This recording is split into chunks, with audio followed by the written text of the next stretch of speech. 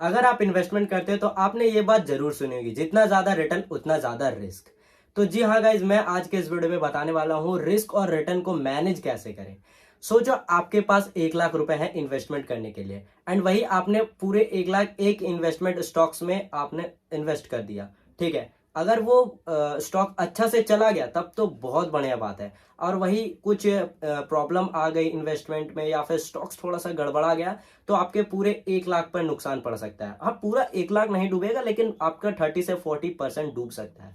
तो यहीं पर आता है डाइवर्सिफिकेशन। डाइवर्सिफिकेशन का सिंपल मतलब यह है कि अगर आप अपने 1 लाख को अलग अलग एसेट्स, इक्विटी, म्यूचुअल फंड्स या गोल्ड में इन्वेस्ट करोगे तो उससे फायदा यह होगा कि अगर आप एक में इन्वेस्ट कर रहे हो और एक स्टॉक्स ऊपर नीचे होता है तो आगे स्टॉक्स, जो अदर स्टॉक्स है, वो यहाँ पर मैनेज हो जाता है। मतलब कि फॉर एग्जाम्पल आपने एक कंपनी पे इन्वेस्ट किया, ठीक है, एंड आपने gold, equity, mutual funds and सारे में इन्वेस्ट करके रखा है, एंड ये अगर स्टॉक कुछ ऊपर नीचे होता है या फिर ये अगर 20-30% ऊपर नीचे होता है तो ये जो हमारा बाकी सब बचा है ये आपको मैनेज कर लेगा। मतलब ये जो जितना भी फंड लगा हुआ है इसमें सारा मैनेज हो जाएगा 1 लाख रुपया। लेकिन वही अगर आप एक ही स्टॉक्स में इन्वेस्टमेंट करते रहो एंड उससे उसमें अगर ऊपर नीचे ज्यादा हो गया तो आपको बहुत ज्यादा पैनिक हो जाएगा।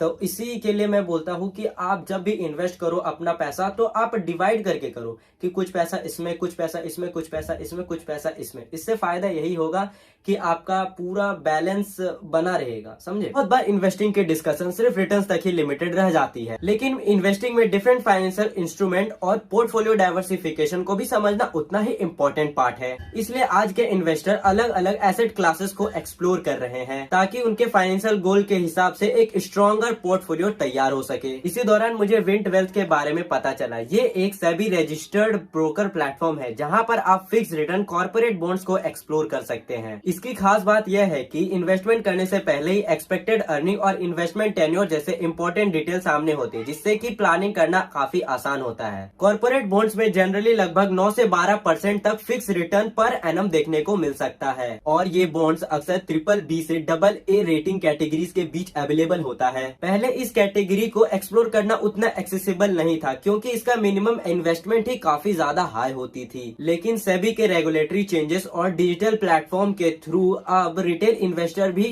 कंपैरेटिवली स्मॉलर अमाउंट से इसे एक्सप्लोर कर सकते हैं। मुझे इसका प्लेटफॉर्म काफी सिंपल और यूजर फ्रेंडली लगा। आप यहाँ पर यूपीआई या नेट बैंकिंग के थ्रू अपना इन्वेस्टमेंट कर सकते हैं और डैशबोर्ड पर पे out schedule, maturity timeline, bond details को इजीली से ट्रैक कर सकते हैं। एक और इंटरेस्टिंग बात यह है कि विंट वेल्थ हर लिस्टेड बॉन्ड ऑफरिंग में अपने तरफ से 2% तक का पार्टिसिपेशन रखता है। साथ ही अगर आप यहाँ पर मैच्योरिटी तक इन्वेस्टेड नहीं रहना चाहते तो यहाँ पर आप एग्जिट का ऑप्शन भी अवेलेबल होता है। आप यहाँ पर इजीली से एग्जिट हो सकते हो। अगर आप पोर्टफोलियो डाइवर्सिफिकेशन के लिए नए इन्वेस्टमेंट एवेन्यूज को एक्सप्लोर करना चाहते हैं तो विंट वेल्थ को जरूर से एवेल्यूट करें।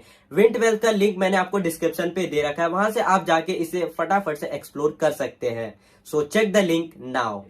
अब बात करते हैं जो कि शॉर्ट टर्म पे इन्वेस्टमेंट करते हैं। फॉर एग्जांपल अगर आपके पास 1 लाख रुपए है, फिर से मतलब 1 लाख रुपए है आपके पास, तो अगर आप ट्रेडिंग करते हो तो उसमें आप 50,000 रुपया आप एक्स्ट्रा रखो इमरजेंसी फंड के लिए, एंड 50,000 रुपया से आप ट्रेड करो, एंड 50,000 से आप उतना ही ट्रेड करना जितना आप रिस्क ले सकते हो। एंड फॉर एग्जांपल अगर आप रिस्क ले रहे हो 2% का तो आप प्रॉफिट रखना 3% या 4% का। उससे फायदा यह होगा कि अगर आप 10 ट्रेड में 5 ट्रेड लॉस करते हो एंड 5 ट्रेड प्रॉफिट करते हो तब भी आप एक प्रॉफिटेबल ट्रेडर माने जाओगे। तो सारे ट्रेडर्स, जो भी बड़े बड़े ट्रेडर्स है, सब यही फॉर्मूला यूज करते हैं, एंड मैं खुद भी यही फॉर्मूला यूज करता हूँ। क्योंकि एक महीना में आपको पता है डेली आपका प्रॉफिट नहीं हो सकता है एंड डेली आपका लॉस नहीं हो सकता है, ये तो आप जानते ही होंगे। अगर एक दिन प्रॉफिट हो रहा है तो एक दिन लॉस भी होगा। तो हम मान के चलते हैं कि हम 20 दिन ट्रेड कर रहे हैं एंड 20 दिन में हमारा 10 दिन लॉस गया है एंड 10 दिन प्रॉफिट गया है, एंड उससे भी हम अच्छा प्रॉफिट कमा सकते हैं। अब बात करते हैं इन्वेस्टमेंट हॉरिजॉन की। अगर आप 6 महीना या 1 साल में अपना पैसा निकालना चाहते हो तो आप हाई रिस्क इन्वेस्टमेंट में नहीं करना, क्योंकि शॉर्ट टर्म पे मार्केट कभी भी वॉलेटाइल हो सकता है एंड कभी भी अप डाउन हो सकता है। अप होगा तब तो बढ़िया है, लेकिन डाउन के लिए भी आपको प्रिपेयर रहना पड़ेगा। इसलिए अगर आप शॉर्ट टर्म करने हो तो एकदम लो रिस्क करो, मतलब कि लो रिस्क मतलब उतना भी लो रिस्क नहीं, मतलब एवरेज करो। एंड अगर आपको 5 साल, 10 साल, 15 साल में लगाना है तो आप यहाँ पर हाई रिस्क इन्वेस्टमेंट कर सकते हो। उससे क्या होगा, आपका प्रॉफिट ज्यादा होगा, क्योंकि शॉर्ट टर्म पे वॉलेटाइल बहुत होगा लेकिन लॉन्ग टर्म पे वो आपको स्टॉक्स प्रॉफिट ही देगा। ठीक है, तो आपको ये वीडियो कैसा लगा? अगर वीडियो में पसंद आया तो वीडियो को लाइक करना एंड चैनल पे नए हो तो चैनल को सब्सक्राइब करके कमेंट पे जरूर से बताना कि वीडियो आपको कैसा लगा। एंड इंस्टाग्राम पे अभी तक फॉलो नहीं किया तो इंस्टाग्राम में भी फॉलो कर लो फटाफट से। सो मिलते हैं अपन नेक्स्ट वीडियो में, तब तक के लिए good and bye bye. Returns do not constitute guaranteed or assured returns. Investments in corporate debt securities, municipal debt securities, and securitized debt instruments are subject to credit risks, market risks, and default risks, including delay and/or default in payment.